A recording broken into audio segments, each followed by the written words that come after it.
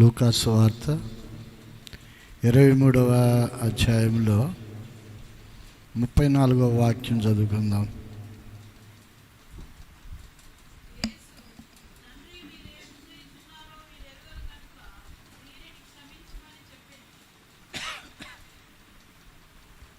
యేసు, తండ్రి వీరేమి చేయుచున్నారో వీరు ఎరుగరు గనుక వీరిని క్షమించమని చెప్పాను.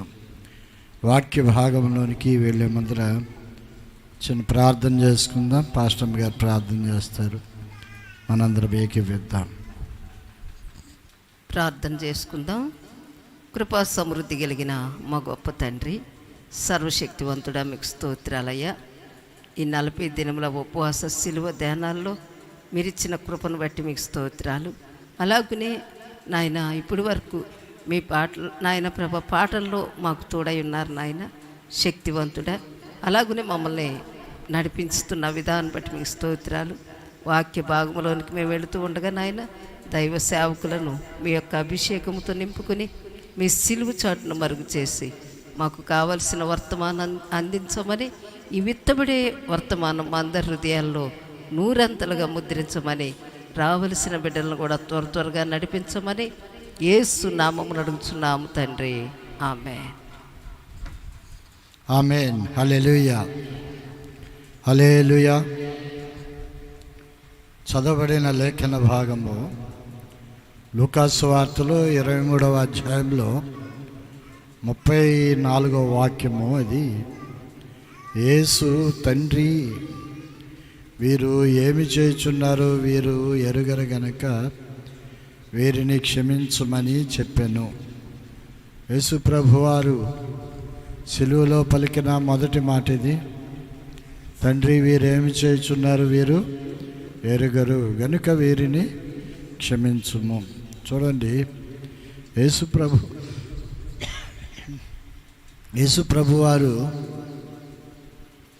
శిలువ మీద నుండి భూమికి ఆకాశానికి మధ్యలో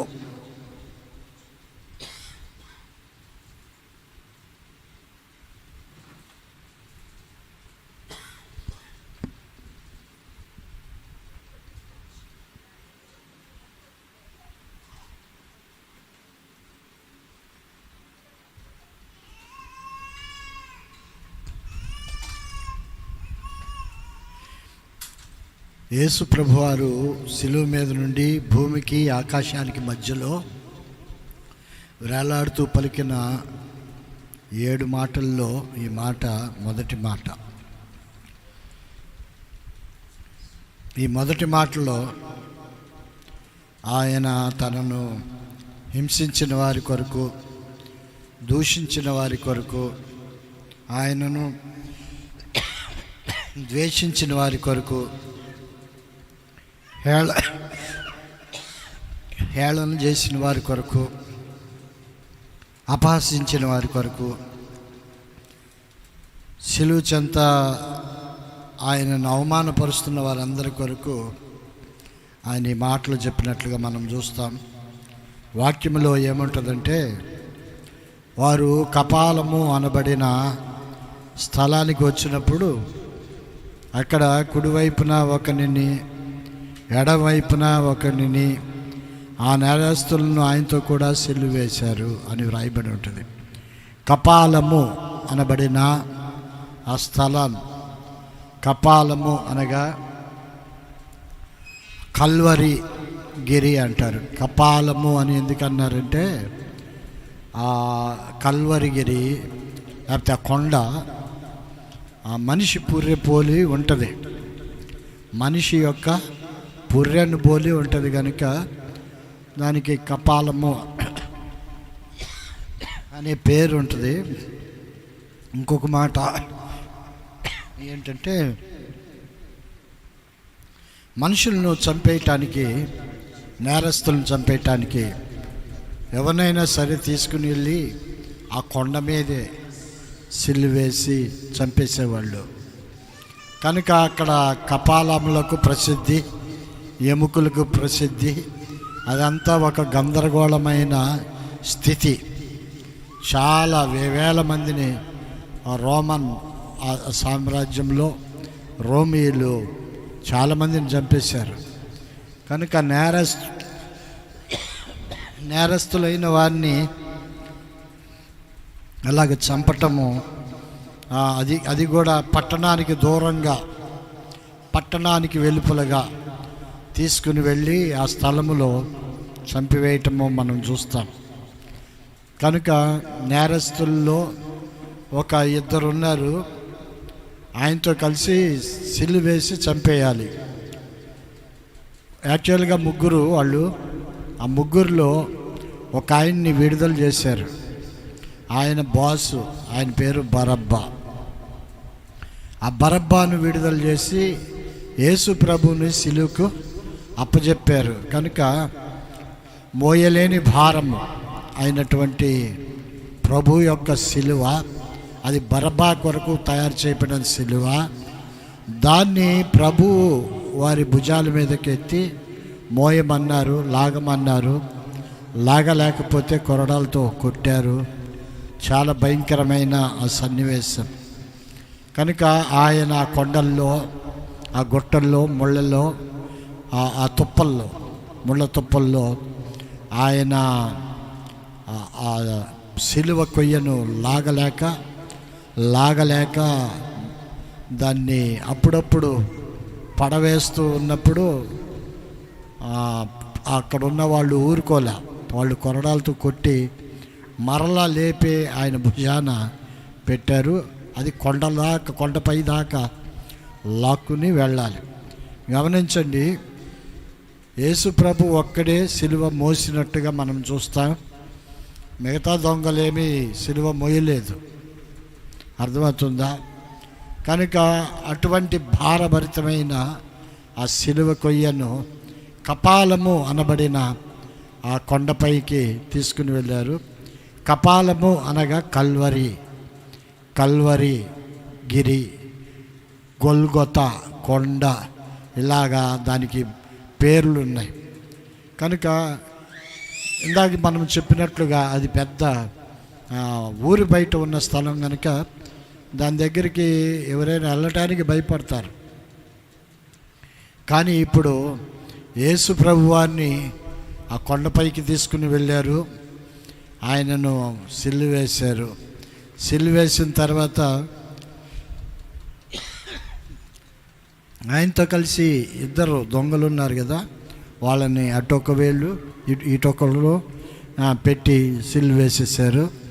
ఇప్పుడు యేసు ప్రభువుని అందరూ కూడా అక్కడ ఉన్నవాళ్ళు, కింద ఉన్నవాళ్ళు రకరకాలుగా మాట్లాడుతున్నారు, ద్వేషిస్తూ ఉన్నారు, దూషిస్తున్నారు, హేళన చేస్తున్నారు. నువ్వు నిజంగా దేవుని కుమారుడు అయితే ఆ సిలువ మీద నుంచి దిగు అని అదో రకంగా మాట్లాడుతున్నారు. కనుక వాళ్ళందరి వైపు ఒకసారి చూశాడు. యేసు ప్రభు వారి సిలువ మీద ఆఖరి క్షణాలు అనగా ఆ ఆఖరి క్షణాల్లో ఎవరైనా ఏదైనా ఒక వాల్యుబుల్ వర్డ్ ఏదైనా చెప్తారేమోనని చనిపోయే వారి దగ్గరికి వెళ్ళి వాళ్ళు ఏదో లైట్గా మాట్లాడుతుంటే అక్కడికి వెళ్ళి చెవులు పెట్టి వింటారు. ఏం చెప్తాడా మా నాన్న, ఏం చెప్తాడా మా అమ్మ అని వింటారు. ఎందుకంటే ఆ లోకంలో అది ఆ సాంప్రదాయము, ఆనవాయితీ, వాళ్ళ యొక్క కోరికలు తీర్చడానికి అన్నట్లుగా. కనుక కొంతమంది ఏం చెప్తారంటే, నాకు పలానా చోట స్థలం ఉంది, నా పలానా చోట పొలం ఉంది, మీ అన్నదమ్ములు ఇద్దరు కూడా చెరుసగం పంచుకోండి అని చెప్తూ ఉంటారు. కనుక ఆయనకి ఇంకా ఊపిరి ఉంటే ఎవరు ఎటువైపు స్థలమో, ఎవరిది ఎటువైపు స్థలమో చెప్పి మరీ చచ్చిపోతాడు, గందరగోళం కాకుండా. కనుక కొంతమంది చెప్పపెట్టకుండా హఠాత్తుగా చచ్చిపోతారే, వాళ్ళ కుటుంబాల్లోనే సమస్యలు వస్తాయి. ఆ సమస్యల్లో ఇక ఆ కుటుంబం అంతా కూడా గందరగోళం అయిపోతుంది. కనుక మీకు ఏమైనా స్థలాలు పొలాలు ఉంటే ముందరగా చెప్పేసి చచ్చిపోండి అని చెప్పటం కాదు నా ఉద్దేశం. అలాగా అది ఫస్ట్ నుంచి కూడా అది ఒక విధానం. కనుక కొడుకులు అంటే ప్రేమ కలిగిన వాళ్ళు, భార్య అంటే ప్రేమ కలిగిన వాళ్ళు, ఎవరికి వాళ్ళు రాసేసి చచ్చిపోయిన వాళ్ళు కూడా ఉన్నారు. ఇప్పుడు యేసు ప్రభువు అంతమందిని బాగు చేసి, అంతమందికి స్వస్థత ఇచ్చి, అంతమందిని చావు నుండి లేపి, ఈ రోజున ఆయన ఏం చెప్తాడో విందాము అన్నట్లుగా కొంతమంది ఆసక్తిగా ఉండి వినేవారు కూడా ఉన్నారు అక్కడ. ఆయన అంతమంది గందరగోళంగా హేళనగా మాట్లాడుతున్నా, తిడుతున్నా కూడా ఒక్క మాట కూడా ఆయన మాట్లాడలేదు. ఆయన ఏమన్నాడంటే, తండ్రి వీరేం చేయుచున్నారో వీరెరుగరు కనుక వీరిని క్షమించమని చెప్పాను. వారు ఆయన వస్త్రములు పంచుకొనటానికై చీట్లు వేశారు. ప్రజలు నిలవబడి చూస్తూ ఉన్నారు. అధికారులు, వీడు ఇతరులను రక్షించను, వీడు దేవుడు ఏర్పరచుకున్న క్రీస్తు అయితే తను తాను రక్షించుకొనమని అపహాస్యం చేస్తూ ఉన్నారు.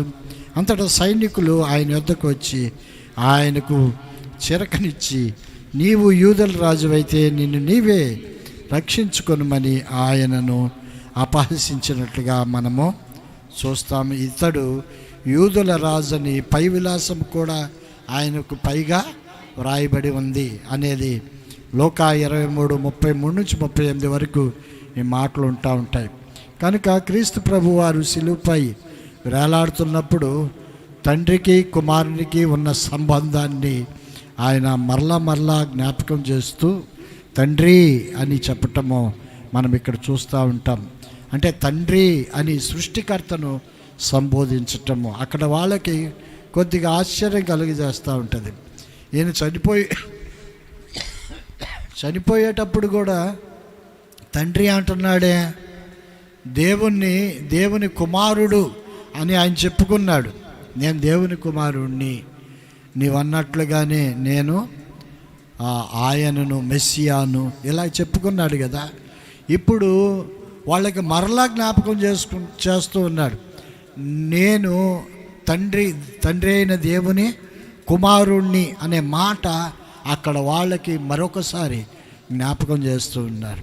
ఎందుకంటే తండ్రి అని అన్నందుకే, దేవుడే నా తండ్రి అన్నందుకే మరి ఆ యేసు ప్రభువుని ఈ శిక్షకు గురి చేయటానికి గల కారణమైంది. కనుక సృష్టికర్తను తండ్రి అని సంబోధించిన ఏకైక కుమారునిగా యేసు ప్రభు చిరస్థాయిగా నిలబడతాడు. ఎందుకంటే అప్పటిదాకా కూడా సృష్టికర్తను తండ్రి అనే మాట ఎవరు సంబోధించాల. సృష్టికర్త అంటే దేవుడు. హల్లెలూయా, హల్లెలూయా. అటువంటి దేవునికి మనిషికి చాలా ఎడబాటు ఉంది. ఆ ఎడబాటును బట్టి ఆ మనుషులు తండ్రి అయిన దేవుణ్ణి మహాగణుడు అని, దేవాది దేవుడు అని, ఆయనను వర్ణించేటప్పుడు మహోన్నతుడు అని, ఇలాంటి గొప్ప పదాలతో వర్ణించేవారు. ఆయన ప్రభువులకు ప్రభు. ఎలా కీర్తనలో అయితే యెహోవా నా కాపరి అంటాడు దావీదు. అలాగనే యెహోవా నా తండ్రి అని అనలా దావీదు, అనలేదు. కానీ యెహోవా నా తండ్రి అన్నది ఏకైక కుమారుడు యేసుక్రీస్తు మాత్రమే. హల్లెలూయా. తండ్రి అని పిలుస్తున్న యేసయ్య తాను శిలువపై పొందబోతున్న ఆ యొక్క బాధ నుండి, వేదన నుండి, శ్రమ నుండి, ఆ ఇబ్బందుల నుండి ఆయన ఆ హింసించే వారి కొరకు, ఆయనను బాధ పెట్టేవారి కొరకు, అప్పుడు దాకా ఆయనను కొరడాలతో కొట్టి బాగానే హింసించారు కదా, అటువంటి వారందరి కొరకు ఆయన ఈ మాట మాట్లాడటము మనం చూస్తాం. కొంతమంది అయితే అంత బాధ పెడితే వాళ్ళు ఏమంటారంటే శపిస్తూ ఉంటారు. పైనుండి ఏమని శపిస్తూ ఉంటారు. మామూలు శాపం ఉండదు. కానీ యేసు ప్రభు అలాగే శపించలేదు ఎవరిని. ప్రేమ ఇంకా ఎక్కువైపోయింది. ప్రేమతో మాట్లాడుతూ ఉన్నాడు. కనుక ఆయన యెషయా గ్రంథంలో 53:12 కావున గొప్పవారితో నేను అతనికి పాలు పంచిపెట్టెదను, ఘనులతో కలిసి అతడు కొల్ల సొమ్ము విభాగించుకొనును, ఎలయనగా మరణమునందునట్లు అతడు తన ప్రాణమును దారబోసెను. అతిక్రమము చేయి వారిలో ఎంచబడిన వాడు ఆయను. అనేకుల పాపమును భరించుచు తిరుగుబాటు చేసిన వారిని గూర్చి విజ్ఞాపనము చేశాను. అనేకుల యొక్క పాపాలను భరించుచు ఆయన మీదే తిరుగుబాటు చేసిన వారిని గూర్చి విజ్ఞాపన ప్రార్థన చేశాను అని ఉంది. చేశాను అని ఉంది యెషయా గ్రంథంలో 53:12. కనుక ఆ మాట అది ప్రవచన వాక్యం, అది ప్రవచన వాక్కు. కనుక ఆ ప్రవచనము ఇలాగూ నెరవేరింది. హల్లెలూయా, హల్లెలూయా. 53 యెషయాను గురించి మనము చాలాసార్లు చెప్పుకున్నాం. యెషయా యేసు ప్రభు యొక్క ఆయన యొక్క జనన విధానాన్ని గురించి ముందరగానే ప్రవచించాడు. ఆయన ప్రవచించినవి అనేకమైనవి ఇందులో మనము క్రొత్త నిబంధనలో నెరవేరటం మనము చూస్తాం. ఆయన జనించటమే కాదు, ఆయన మరణించటం కూడా విశేషంగా వ్రాయటాన్ని మనము ఈ యెషయా గ్రంథంలో 53వ అధ్యాయంలో చూస్తాం. దాని నెరవేర్పు ఇప్పుడు ఈ సిలువలో జరుగుతూ ఉంది.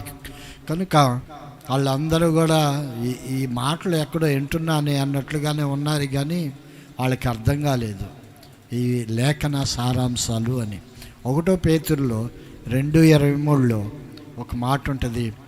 ఆయన దూషింపబడియో బదులు దూషింపలేదు, ఆయన శ్రమ పెట్టబడియో బెదిరింపక న్యాయముగా తీర్పు తీర్చి దేవునికి తన్ను తాను అప్పగించుకొనెను. మనము పాపముల విషయమై చనిపోయి నీతి విషయమై జీవించినట్లు ఆయన తానే తన శరీరమందు మన పాపములను మ్రాను మీద మోసుకొనెను. ఆయన పొందిన గాయముల చేత మీరు స్వస్థత పొందితిరి. చూడండి, యెషయా గ్రంథంలో 53:12 గొప్పవారితో నేను అతనికి పాలి పెంచి పెట్టెదను, గనులతో కలిసి అతడు కొల్లసొమ్ము విభాగించుకొనును. ఏలయనగా మరణము నొందినట్లు తన ప్రాణమును ధారబోసెను.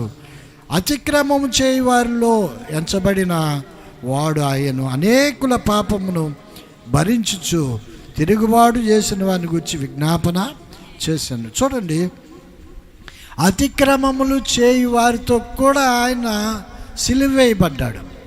ఎవరు అతిక్రమించారు అంటే దొంగలతో కలిసి ఒక పరిశుద్ధుడు మరణించటము. ఇది భయంకరమైన సన్నివేశం అయినా కూడా ఆ సన్నివేశం అలా జరగాలి. యథార్థంగా యెషయాలో ఎలాగైతే ఆ ప్రవచనాలు ఉన్నాయో ఆ రకంగా జరగాలి. కనుక ముందుగానే అవి రాయబడి ఉండటం మనం చూస్తే, పేతురు గారు కూడా ఆయన దూషింపబడ్డాడు, అయినా కూడా బదులు దూషింపలేదు. ఆయన శ్రమ పెట్టబడి బెదిరింపక న్యాయముగా తీర్పు తీర్చి దేవునికి తను తాను అప్పగించుకున్నాడు. ఆయన శ్రమ పెట్టిన వారికి కూడా ఆయన దూషించలేదు.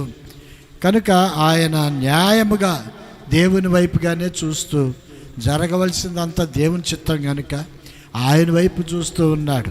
మనుషులు ఎవరు ఏమి మాట్లాడినా ఆయన ఒక మాట కూడా మాట్లాడలేదు. ఎందుకంటే మన పాపముల విషయమై ఆయన చనిపోవాలి, అందుకు ఆయన ఏం మాట్లాడలేదు. లేకపోతే ఆయన తలుచుకుంటే మామూలుగా ఉండదు. కనుక మనము పాపముల విషయమై మనము చనిపోయి నీతి విషయమై బ్రతకాలి. కనుక ఆయన మన కొరకు తన శరీరమందు మన పాపమును మోసినట్లుగా వాక్యములో రాయబడి ఉంది. అంతేకాదు, ఆయన పొందిన దెబ్బల చేత మనకి స్వస్థత. హల్లెలూయా. మనకి స్వస్థత ఎక్కడి నుంచి వచ్చింది అంటే, స్వస్థత అనేది ఆయన పొందిన దెబ్బల చేతనే మనకి కలుగుతూ ఉంటుంది. కనుక యేసు ప్రభువు స్వస్థపరిచే దేవుడు. హల్లెలూయా. ఎప్పుడు స్వస్థపరుస్తాడంటే మన పాపాలను మనం ఒప్పుకుంటే అప్పుడు స్వస్థపరుస్తాడు. కనుక అలాగున రాయబడి ఉంది.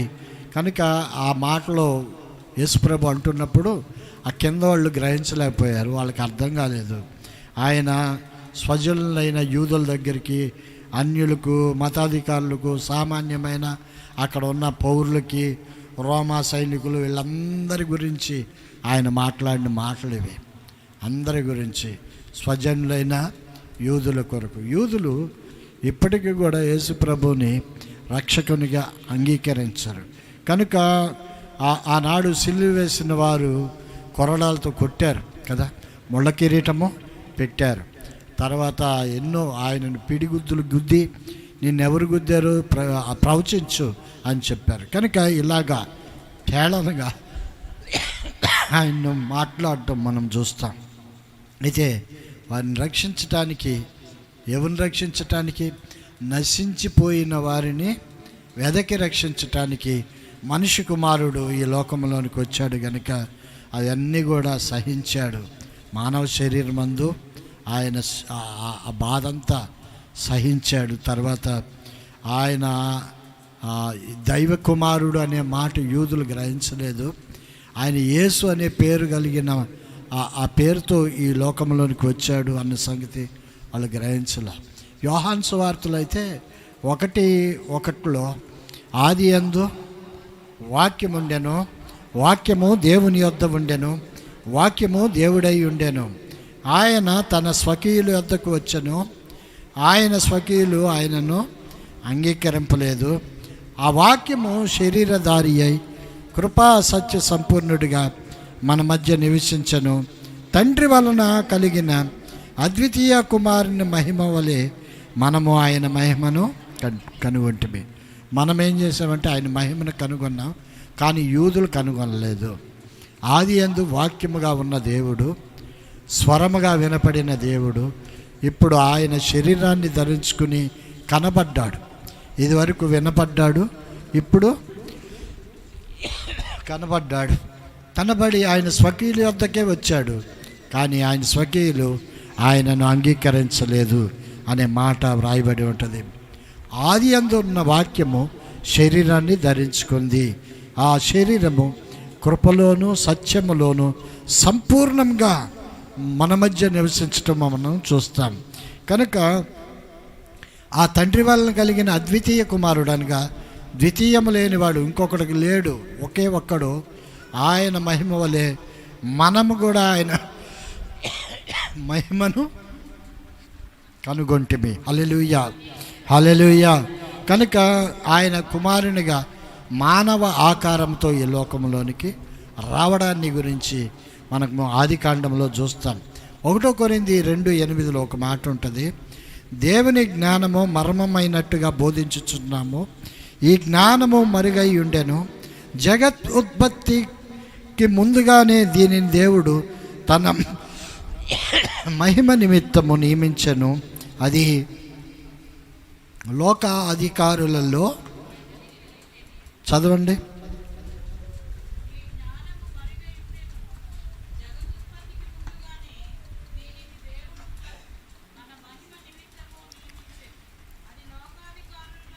అది లోకాధికారుల్లో ఎవరికి తెలియదంట. చూడండి, ఈ జ్ఞానము ఏ జ్ఞానము? దేవుని జ్ఞానము. అది మర్మమైనట్టుగా బోధించుచున్నాము. అటువంటి ఆ జ్ఞానము మరుగై ఉంది. జగత్ ఉత్పత్తి ముందుగానే దీనిని దేవుడు తన మహిమ నిమిత్తము నియమించను. అది లోకాధికారుల్లో ఎవరికి తెలియలేదు.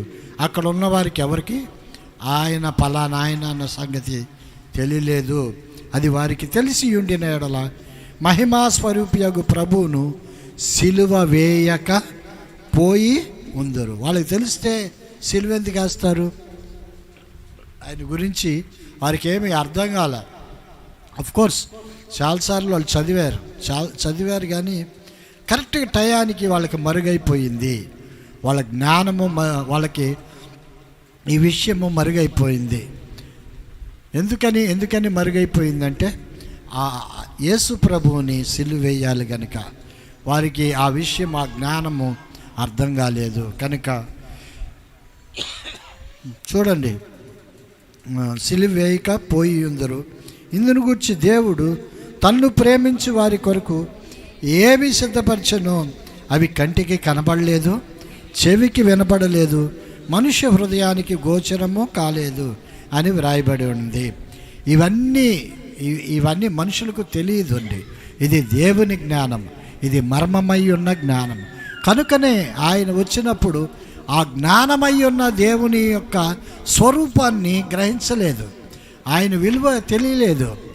ఇప్పటికి కూడా ఈ జ్ఞానము మరుగై ఉన్నది. చాలామంది అర్థం చేసుకోవట్లేదు. కానీ చాలామంది దేవుని గురించిన ఆయన ఎందుకు రావాలి, ఆయన ఎందుకు చచ్చిపోవాలి, మనం ఏమన్నా అడిగామా ఆయన్ను, నువ్వు చచ్చిపోయా అని అపహాస్యం చేస్తాం. ఇప్పుడు కూడా లోకంలో చాలామంది ఆయన గొర్రెల కాపరంట, వీళ్ళంట గొర్రెలంట, రకరకాలుగా మాట్లాడుతూ ఉంటారు ఆయన గురించి. ఆ మర్మము ఇప్పుడు ఏం తెలియట్లేదు. కానీ అసలైన మర్మం ఉంది, అది పరలోక పట్టణమే. హల్లెలూయా.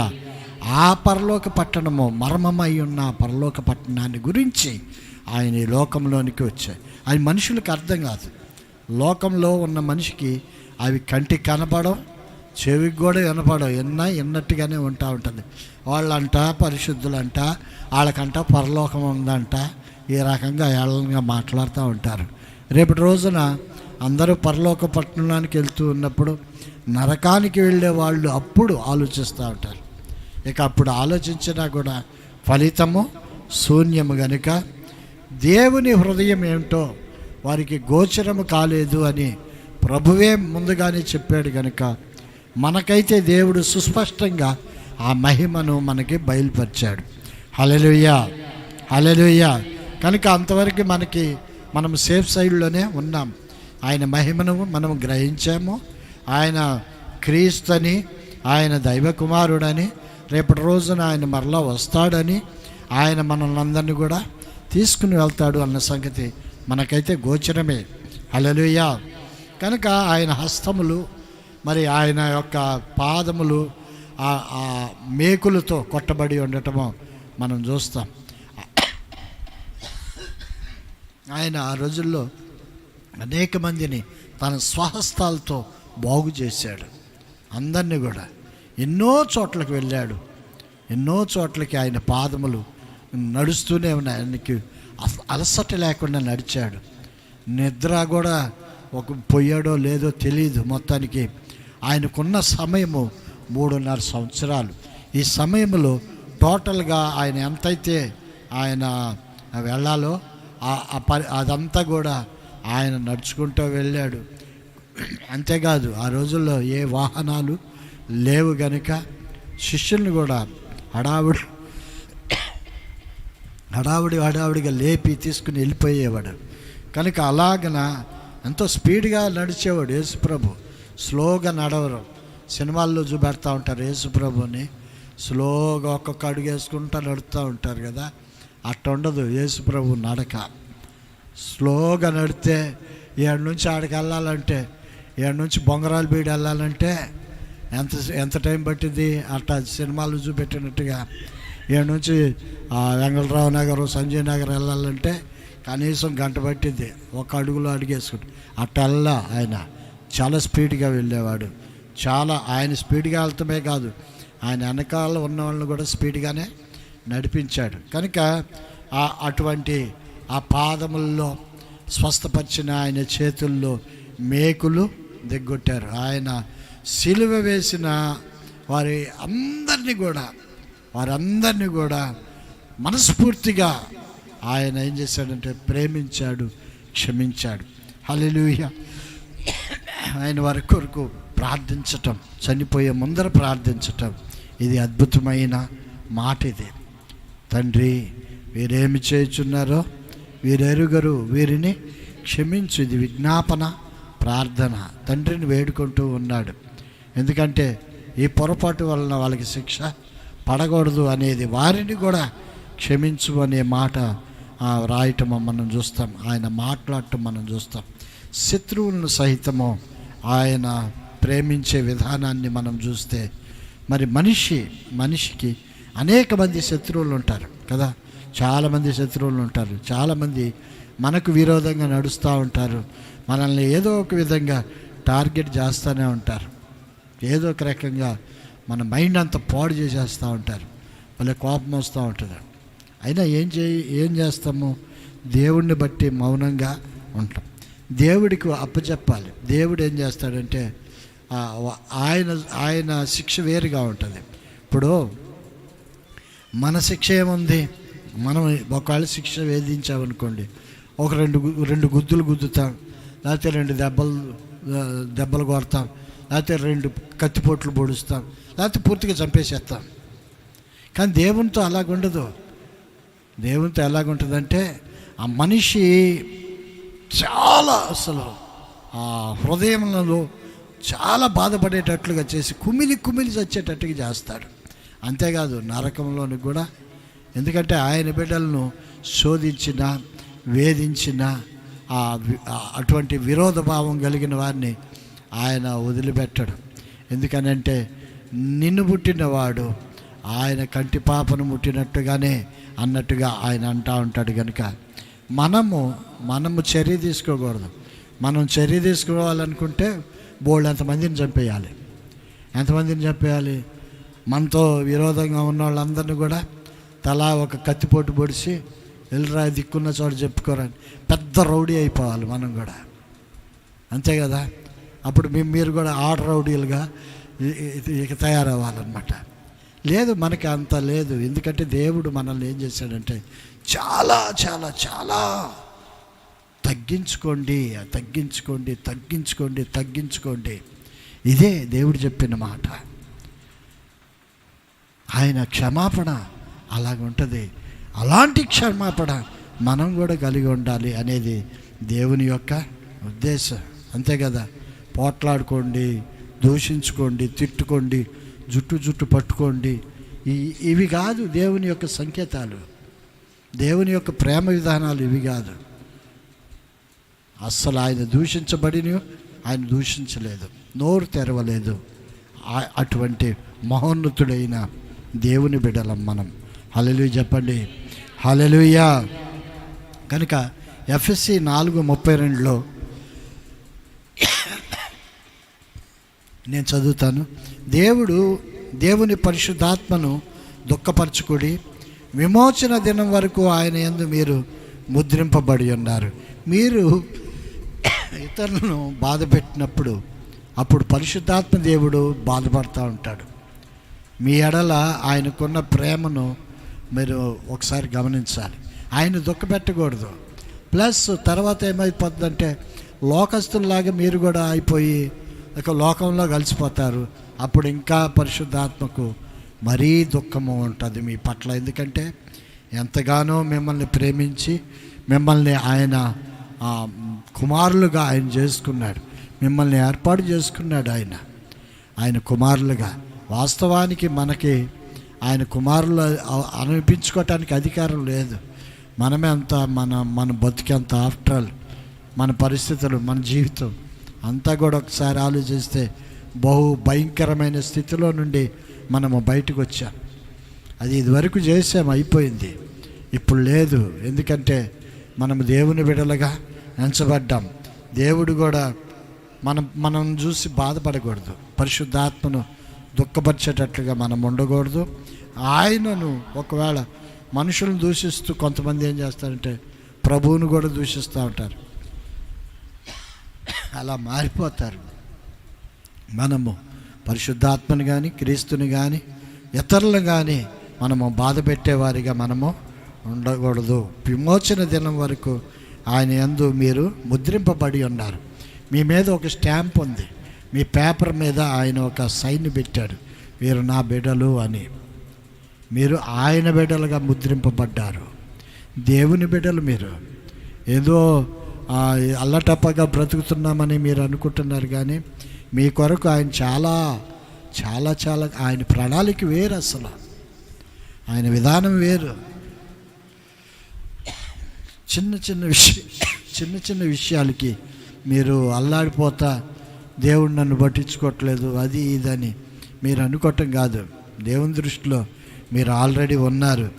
సమస్తమైన ద్వేషము, కోపము, క్రోధము, చూడండి రాయబడిన మాటలు, సమస్తమైన ద్వేషము, కోపము, క్రోధము, అల్లరి, దూషణ, సకలమైన దుష్టత్వము నుండి మీరు విసర్జించుడి. మీరు దాన్ని వదిలేయండి. విసర్జించటం అంటే ఇక వదిలేయటమే. విసర్జించటం అంటే వాంతి చేసుకున్నట్టుగా దాన్ని వదిలేసేయాలి. ఇక దాని జోలికి మళ్ళీ మనము వెళ్ళకూడదు.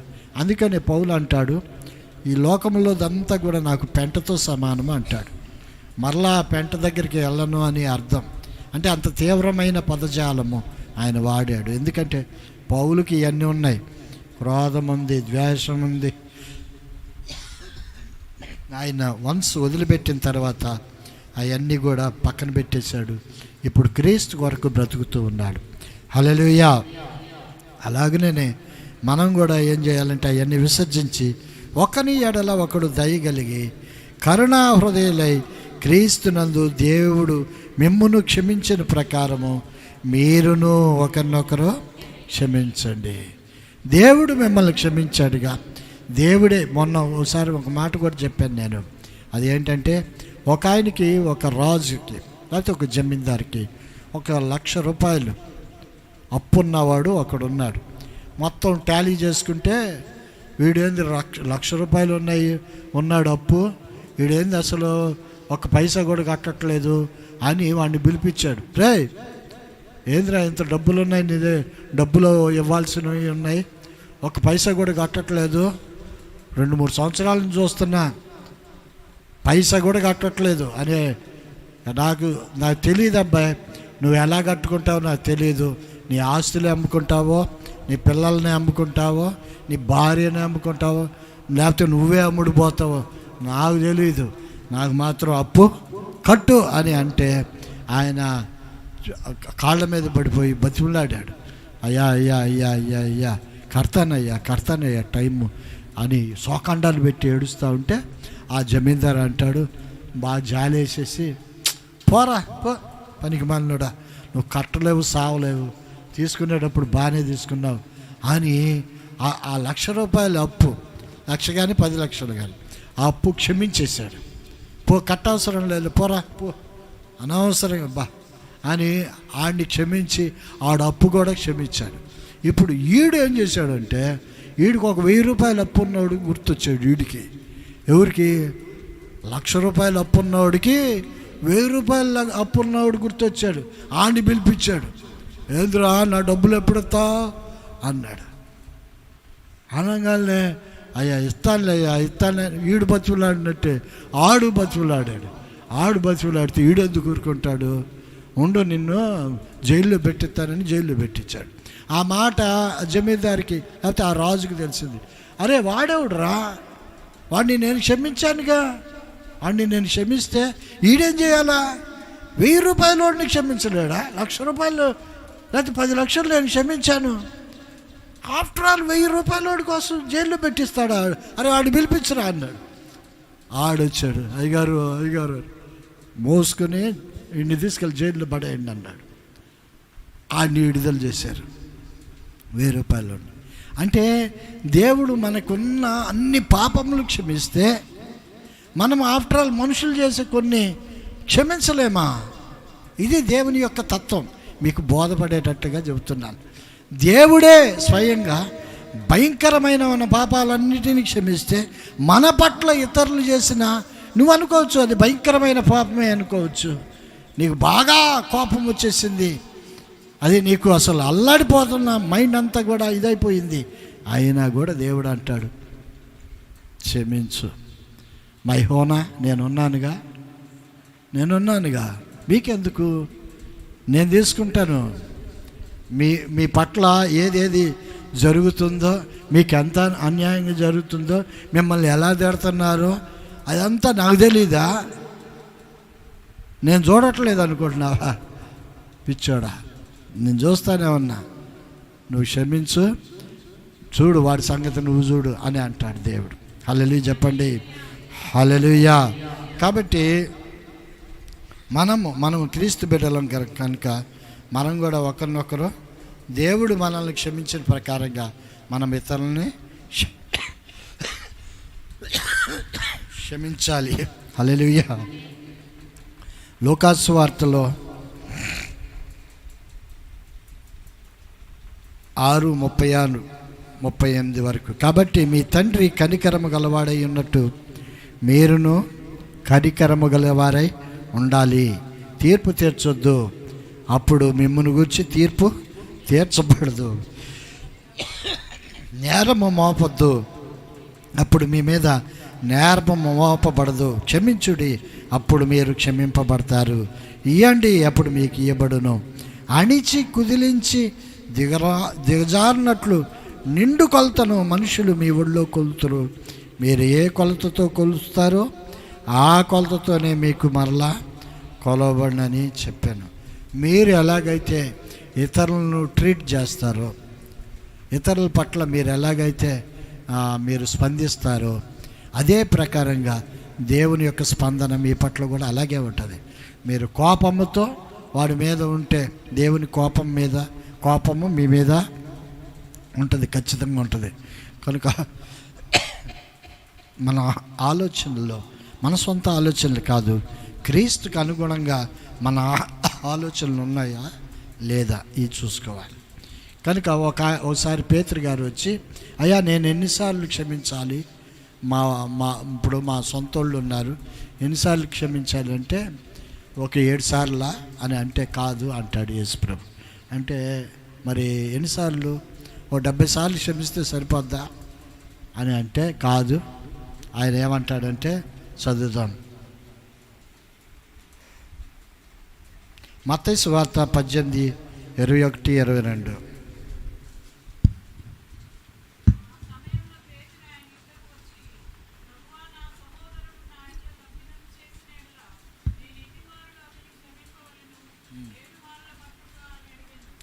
చూడండి, ఈ క్షమాపణ ఈ పేతురు గారు అడిగేది కరెక్టే. మనం కూడా ఒక్కోసారి మనకు కూడా ఈ మాటలు మనకు కూడా వర్తిస్తూ ఉంటాయి.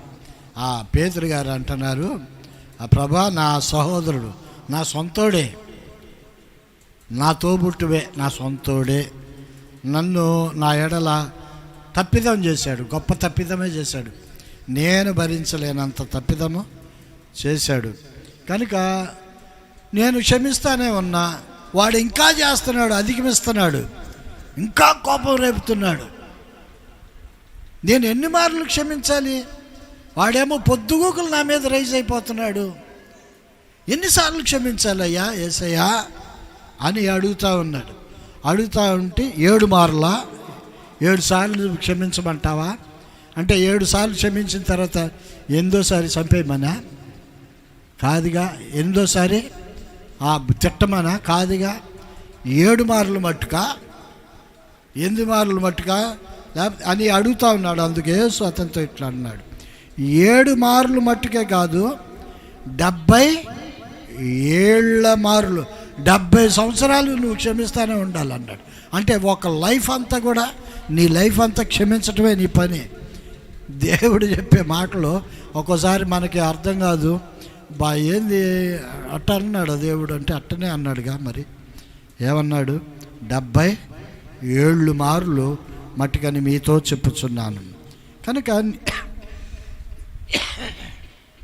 నీ శత్రువుల్ని ప్రేమించండి, నీ పొరుగు వారిని గురించి ప్రేమించండి. నీ శత్రువుని ద్వేషించమని చెప్పబడిన మాట మీరు విన్నారు కదా. శత్రువుని ద్వేషించమని ఆ రోజుల్లో అనుకుంటా ఉండేవాళ్ళు. ఆ మాటని ఇక్కడ రాశారు మత్తయి సువార్త 5:43-48. నీ పొరుగువాన్ని ప్రేమించి నీ శత్రువుని ద్వేషించమని చెప్పబడిన మాట మీరు విన్నారు కదా. నేను మీతో చెప్పినదేమనగా, మీరు పరలోకమందున్న మీ తండ్రికి కుమారులై ఉండినట్లుగా మీ శత్రువులను కూడా ప్రేమించండి. ఇది అసలు మనిషికి చాలా కష్టం. ఇది శత్రువుని ఎవడైనా ప్రేమిస్తాడా? వాడు మన పక్కనే ఉండి మనకు గోతులు తోలుతుంటే హాని ప్రేమిస్తామంటే యేసు ప్రభు అట్టు చెబుతాడు ఏంది? ఆయన తెలియదు మన బాధ కదా, తెలీదా? ఆయన భయంకరంగా ఆయన బాధ అనుభవించాడు. ఆయన చంపేవారిని, దూషించేవారిని, హేళన చేసిన వారిని, కొరడాలతో కొట్టిన వారిని, ముళ్ళ కిరీటము పెట్టిన వారిని, సిలువ మోపించిన వారిని అందరినీ కూడా ఆయన క్షమించాడు. చచ్చే వరకు క్షమించాడు.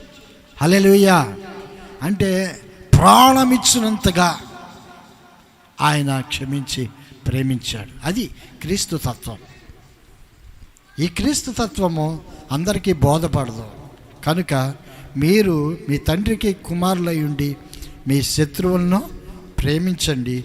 మిమ్మల్ని హింసించి వారి కొరకు మీరేం చేయాలంటే ప్రార్థన చేయాలి. అదొకటే మనం చేయాల్సిందే.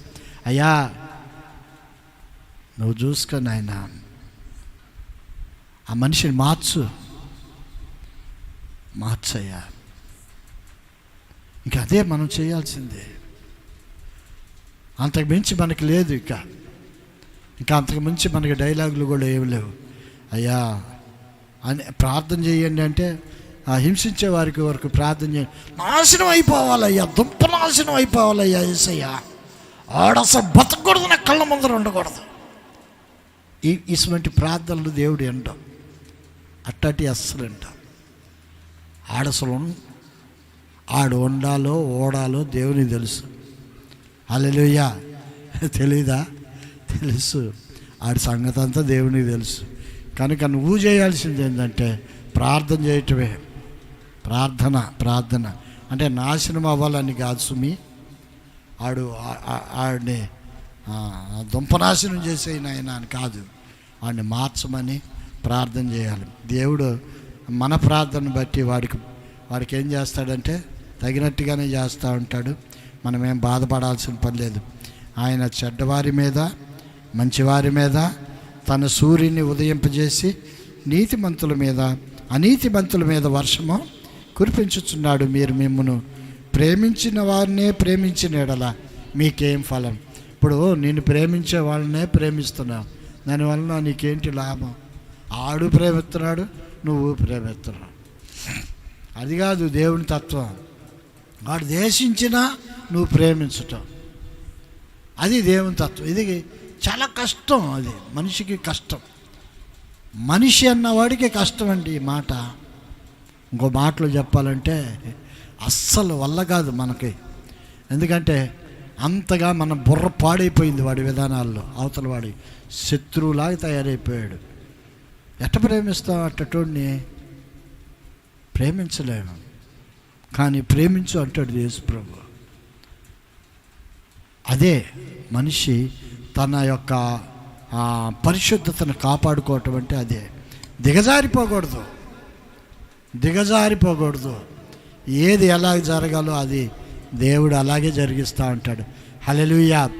ఎన్ని తలచినా ఏది అడిగినా జరిగేది నీ చిత్తమే ప్రభువా. అంతేనా? ఆయన వాక్కుకై మనం ఎదురు చూడాలి. ఆయన యొక్క ప్రేమ, ఆయన యొక్క సెంటెన్స్లు అన్నిటిలో కూడా ఆయన గురించి చాలా మహిమకరంగా రాయబడి ఉంటుంది. ఆయన చిత్తమే జరగాలి,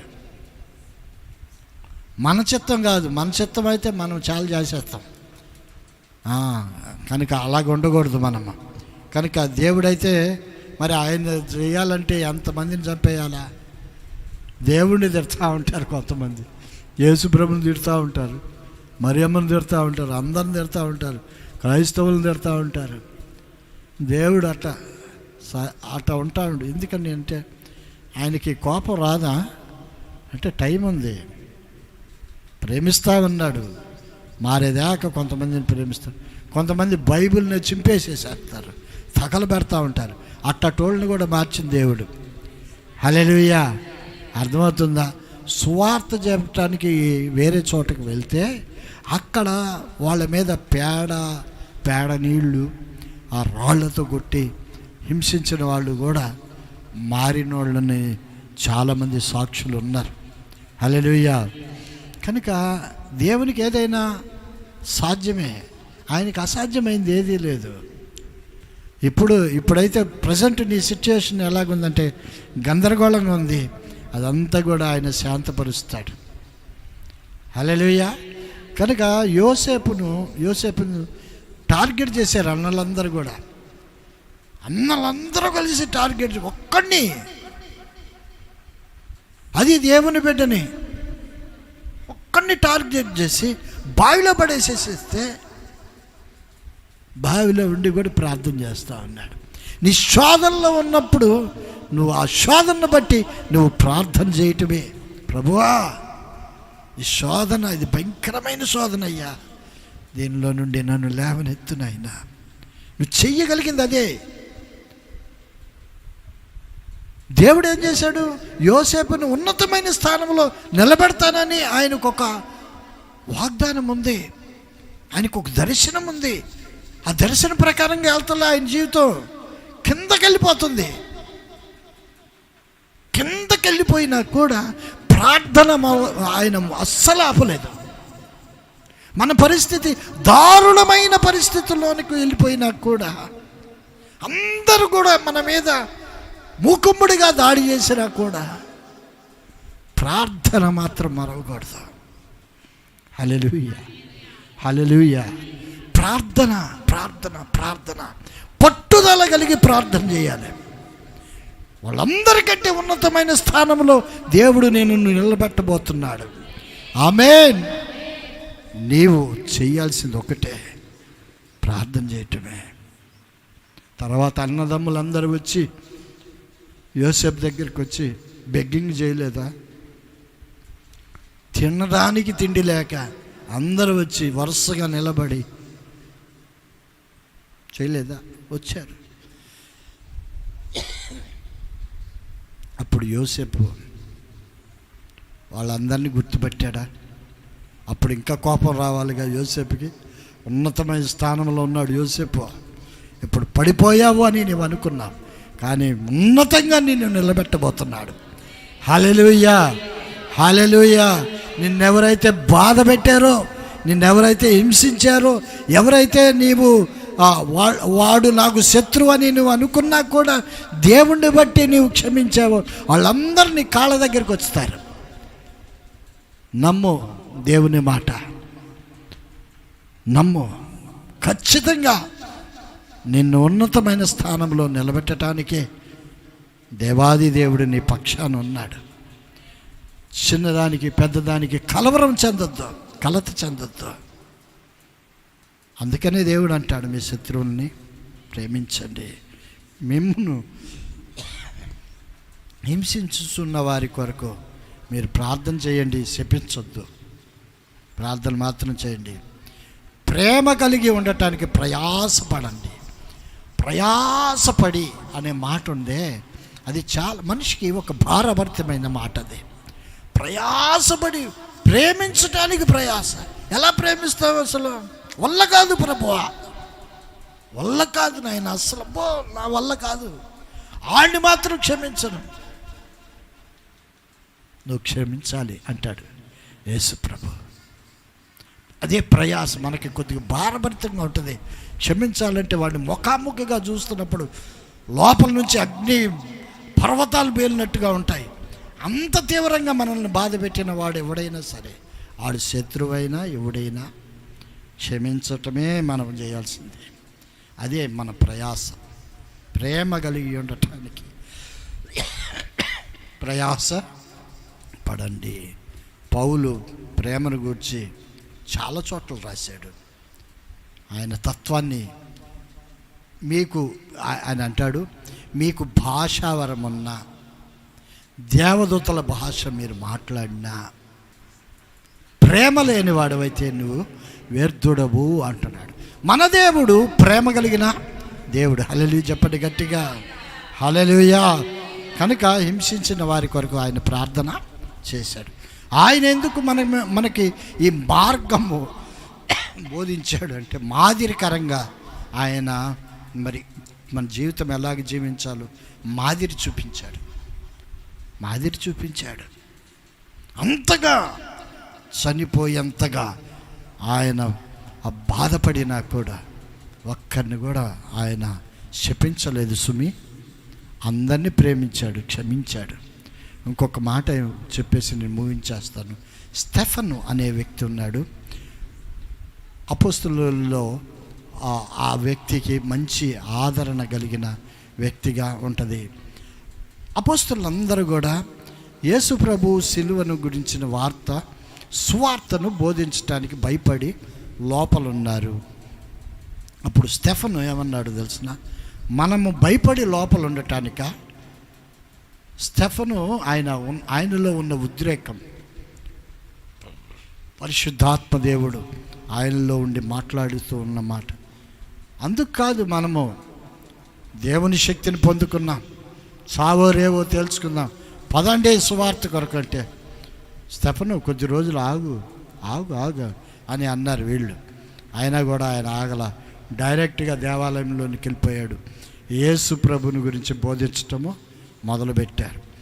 ఫస్ట్ నుంచి లాస్ట్ వరకు కూడా ఆయన బోధిస్తూ ఉన్నప్పుడు అందరూ కూడా ఆయనను దూషిస్తూ ఉన్నారు. నిన్నగాక మొన్న వీళ్ళ గురువుగారిని చంపేశారు, ఇప్పుడు ఈడు రెచ్చిపోతున్నాడే అని చెప్పి ఆయనను కూడా రాళ్ళు రువ్వి చంపుతూ ఉన్నప్పుడు పౌలు అక్కడే ఉన్నాడు. సౌలు అప్పుడు ఆయన పేరు, సౌలు సాక్ష్యం. అప్పటికి సౌలు మారలా, అక్కడే ఉన్నాడు. రాళ్ళు రువ్వి చంపుతూ ఉన్నప్పుడు ఆయన ఏమన్నాడంటే, తండ్రి వీరేం చేస్తున్నారు, వీరికి తెలియదు నాయనా, వీరిని క్షమించండి. యాజ్ ఇట్ ఈజ్ యేసు ప్రభు ఎలాగైతే ప్రేమించాడో అలాంటి ప్రార్థనే స్టెఫను కూడా చేశాడు. దేవునికి స్తోత్రం, హల్లెలూయా. అలాంటి ప్రార్థన మనం అభ్యాసము చేయాలి. అది ప్రయాసముతో కూడిన పని అయినప్పటికీ అభ్యాసము చేయాలి. పరలోకం ఊరికనే రాదు. మన యొక్క జీవితాన్ని పూర్తిగా దేవుని దగ్గర పెట్టేసి నేర్చుకోవాలి. ఆయన ప్రేమతత్వం ఏమిటో అర్థం చేసుకోవాలి. మనము కూడా దేవుని బిడ్డలుగా ఉండాలి. అటువంటి ప్రేమతత్వాన్ని దేవుడు మీకు దయచేయునుగాక. చెప్పాలి ఆమేన్, ఆమేన్, ఆమేన్.